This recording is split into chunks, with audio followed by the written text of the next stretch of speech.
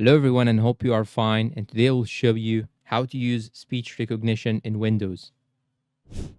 Okay, first thing that you should do is to simply go and open the settings of your PC. So go and click on your Windows button, then go and click on settings. So after opening your settings, you should search for speech, then go to ease of access dictation. Then you want to go and click on this option right here, turn this option on, then click on next and choose the microphone that you want to use. And click on next. Adjust the volume. You can adjust the volume of the microphone. And now click on next and click on next, next.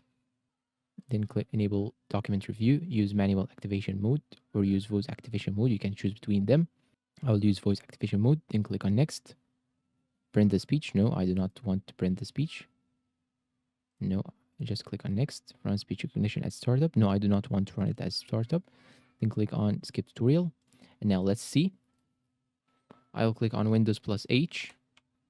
It will start listening and it will be typing. So now I'm going to open this thing, for example. And now I'm going to say, type here that I want to play Minecraft. Click on Windows plus H.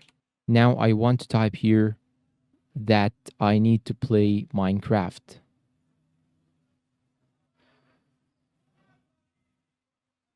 Do not delete. And here we go.